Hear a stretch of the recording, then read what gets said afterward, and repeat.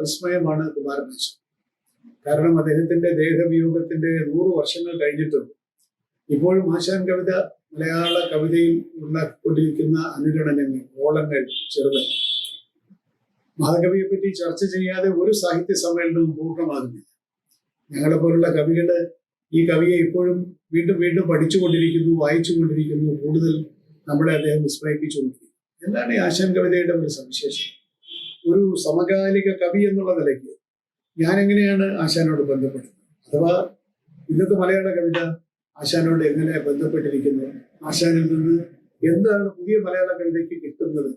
അഥവാ പുതിയ കാലത്ത് ആശാന്റെ പ്രസക്തി എന്ത് എന്നൊക്കെ ചിന്തിക്കുമ്പോൾ ഒരു വലിയ വിഷയമാണ്. എങ്കിലും വളരെ ചുരുക്കി പറഞ്ഞാൽ എനിക്ക് തോന്നുന്നത് ആശാൻ കവിതയുടെ സ്രോതസ്സുകൾ എന്താണ് എന്ന് നോക്കിക്കഴിയുമ്പോൾ ആ സ്രോതസ്സുകൾക്ക് കാലികമായിട്ടുള്ള അന്നത്തെ ഒരു കാലികമായിട്ടുള്ള കാര്യങ്ങളൊക്കെ ഉണ്ടായിരുന്നെങ്കിലും അതിനൊരു ഒരു ഒരു സനാതനത്വമുണ്ട്. അഥവാ അന്ന് ആശാൻ അനുഭവിച്ച അതേ പ്രശ്നങ്ങളൊക്കെ ഇന്ന് ഏറ്റക്കുറച്ചിലോടുകൂടി ഇന്നത്തെ കവിയും അനുഭവിക്കുന്നുണ്ട് എന്നുള്ളതാണ് വാസ്തവം.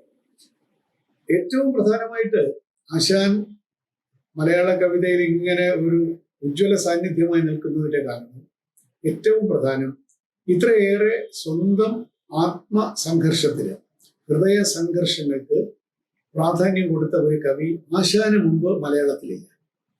അവനവന്റെ ഹൃദയത്തിൽ നടക്കുന്ന സംഘർഷത്തിന് ഇത്രയേറെ കാവ്യ പ്രാധാന്യമുണ്ട് എന്ന് തിരിച്ചറിഞ്ഞ മലയാളത്തിലെ ആദ്യത്തെ കവി കുമാരനാശാൻ.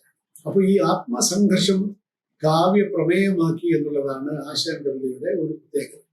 ആ ആത്മസംഘർഷത്തെയാണ് അദ്ദേഹം തന്റെ പ്രസിദ്ധമായിട്ടുള്ള കാവ്യങ്ങളിലൂടെ അതിന് കഥാപാത്രങ്ങളും കഥാസന്ദർഭങ്ങളും ഉണ്ടാക്കിക്കൊണ്ട് ആവിഷ്കരിക്കാൻ ശ്രമിച്ചത് മുഴുവൻ ആശാൻ എന്ന് പറയുന്ന വ്യക്തി, ആശാൻ എന്ന് പറയുന്ന കവി അനുഭവിച്ച ആത്മസംഘർഷങ്ങളുടെ പരിഭാഷകളാണ്, അഥവാ വ്യാഖ്യാനങ്ങളാണ് ആശാന്റെ പ്രധാനപ്പെട്ട എല്ലാ കാവ്യങ്ങളും എന്ന് അത് പഠിക്കുന്നവർക്ക് മനസ്സിലാവും. അപ്പൊ ഈ ആത്മസംഘർഷം, രണ്ട് ആത്മസംഘർഷമുണ്ട് എന്നുള്ളത് കൊണ്ട് ആത്മാനുരാഗിയാണ് ആശാൻ എന്ന് നമുക്ക് പറയാൻ സാധ്യമല്ല.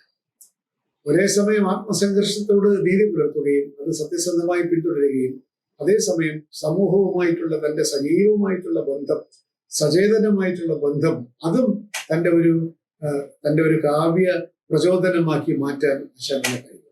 അപ്പോൾ ഒരേ സമയം വൈയക്തികവുമാണ് സാമൂഹികവുമാണ് ആശാന്റെ കവിത എന്ന്. മൂന്നാമത്തത് ഈ സമൂഹത്തോടുള്ള സജീവ ബന്ധത്തോടൊപ്പം തന്നെ ആശാൻ കവിതയിൽ നമ്മളിനി ആരെല്ലാം തമസ്കരിക്കാൻ ശ്രമിച്ചാലും ആശാൻ കവിതയുടെ അന്തർധാര പോലെ കിടക്കുന്ന ശ്രീനാരായണ ഗുരുദേവനുമായിട്ടുള്ള ബന്ധത്തിന്റെ ഫലമായി, ആശാന്റെ തന്നെ പരിശീലനത്തിന്റെ ഫലമായും ഒക്കെയുള്ള അഗാധമായിട്ടുള്ള ഒരു ആത്മീയതയുടെ അടിത്തറ ആശാൻ കവിതയ്ക്കുണ്ട്. അത് കാണാതെ ഇരുന്നുകൂടാ. കാരണം ആശാന്റെ എല്ലാ കവിതകളുടെയും പരിസമാപ്തിയിൽ ഈ ഒരു ആത്മീയമായിട്ടുള്ള ലാവണ്യം ആ കവിതകളെ വന്ന് മൂടുന്നത്. അത് വീണപൂവിലായാലും ശരി, അത് ഏതൊരു കൃതിയിലായാലും ശരി, ദുരവസ്ഥയിലായാലും ശരി, എല്ലാം അതിന് അന്തർലീനമായിട്ടുള്ള ഒരു ആത്മീയത, അത് പ്രകടമായിട്ടൊരു ആത്മീയ കവി എന്നുള്ള നിലയ്ക്കല്ല ആശാൻ നമ്മുടെ മുമ്പാകെ എത്തുന്നത്. പക്ഷേ ജീവിത സന്ദർഭങ്ങളെയും ജീവിത പ്രശ്നങ്ങളെയും സാമൂഹ്യ പ്രശ്നങ്ങളെയും ഒക്കെ സമീപിക്കുമ്പോൾ ആത്യന്തികമായി അതിനകത്ത് ആത്മീയതയിൽ നിന്ന് ഉരുവായി വന്ന ഒരു ഏകതാബോധം, ഒരു ഏകത്വബോധം ആശാനെ നയിക്കുന്നതായി നമുക്ക് കാണാൻ സാധിക്കും. മറ്റൊന്ന്, ആശാന്റെ ഒരു മലയാളത്തിൽ കവിത എഴുതിയ കവിയാണെങ്കിലും അന്നത്തെ കാലത്ത് ഇന്ത്യ സ്വതന്ത്രയായിരുന്നില്ല എങ്കിൽ പോലും ആശാൻ കവിതയിലെ നിഷേധിക്കാനാവാത്ത ഒരു ഭാരതീയതയുണ്ട് എന്ന് പറഞ്ഞാൽ ആശാൻ കേരളത്തെ പറ്റി എഴുതുമ്പോഴും നമ്മുടെ ജീവിതത്തെ പറ്റി എഴുതുമ്പോഴും ആശാൻ കേരളത്തിന്റെ മാത്രം കവിയല്ല. ആശാന്റെ പ്രമേയങ്ങൾ നോക്കിയാൽ തന്നെ അത് നല്ല ഹൈമവത ഭൂവിൽ നിന്നും അങ്ങ് മധുരാപുരിയിൽ നിന്നും അങ്ങനെ ശ്രാവസ്തിയിൽ നിന്നും ഒക്കെ പലയിടത്തുനിന്ന് വന്നിരിക്കുക. ബൗദ്ധ സ്രോതസ്സിൽ നിന്ന് അതുപോലെ തന്നെ മറ്റ് സ്രോതസ്സുകളിൽ നിന്നൊക്കെ തന്നെ എടുത്ത കഥകൾ, അല്ലെങ്കിൽ താൻ തന്നെ മെനഞ്ഞെടുത്ത ഒക്കെ കേരളത്തിൽ ലൊക്കേറ്റ് ചെയ്യപ്പെട്ടിട്ടുള്ള കഥകളാണ്. ആശാന്റെ ഒരു മനസ്സ് ഒരു ഭാരതീയമായ മനസ്സാണ്. അവിടെ ജൈനമതവും ഹിന്ദുമതവും അതുപോലെ തന്നെ ക്രിസ്ത്യൻ അല്ലെങ്കിൽ ബൗദ്ധ സ്വാധീനങ്ങളൊക്കെ തന്നെ രൂപപ്പെടുത്തിയ ഒരു മനസ്സ്. ആശാൻ കൽക്കട്ടയിൽ ജീവിച്ച കാലത്ത് അന്നത്തെ നവോത്ഥാനത്തിന്റെ ആ ഒരു ഊഷ്മാവ് ഹൃദയത്തിലേക്ക് ഏറ്റെടുക്കാൻ, ഹൃദയത്തിലേക്ക് ആവാഹിക്കാൻ ആശാന് സാധിച്ചതിന്റെ എല്ലാ മുദ്രകളും ആശാന്റെ കവിതയിൽ കാണാം. കാരണം അടിസ്ഥാനപരമായി കേരളം കേവലം കേരളത്തെ പറ്റി മാത്രം എഴുതിയ ഒരു കവിയല്ല, നേരെ മറിച്ച് ഒരു ഭാരതീയമായ സന്ദർഭത്തിൽ മനുഷ്യ വികാരങ്ങളെ പറ്റി, മനുഷ്യന്റെ ആത്മസംഘർഷങ്ങളെ പറ്റി, എഴുതിയ കവി എന്നുള്ളതിലേക്ക് നമ്മൾ ആശാനെ മനസ്സിലാക്കേണ്ടത്. മറ്റൊരു പ്രധാന ഒരു ഘടകം അല്ലെങ്കിൽ ആശാൻ കവിതയുടെ ശക്തി സ്രോതസ് എന്ന് പറയുന്നത് അത് സ്ത്രീപക്ഷ രചനകളാണ് എന്നുള്ളതാണ്. സ്ത്രീകളാണ് ആശാന്റെ നായികന്മാരാണ് ആശാന്റെ പ്രധാനം. നായകന്മാരെല്ലാം വളരെ ഒരു സാന്ദർഭികമായിട്ടുള്ള അല്ലെങ്കിൽ ഒരു സൈഡ് റോളാണ്, ഒരു പാർശ്വവർത്തികളുമായിട്ടാണ് നായകന്മാരുടെ നിൽപ്പ്. നേരെ മറിച്ച് കഥ മുമ്പോട്ട് കൊണ്ടുപോകുന്നതും ആ കഥയുടെ പരിണാമബുദ്ധിയും ഒക്കെ തന്നെ സ്ത്രീ കഥാപാത്രങ്ങളുടെ ജീവിതത്തെയും വൈകാരിക ജീവിതത്തെയും ആസ്പദമാക്കിയിട്ടാണ് ആശാന്റെ കാവ്യശില്പങ്ങളെല്ലാം മെനഞ്ഞെടുത്തിരിക്കുന്നത്.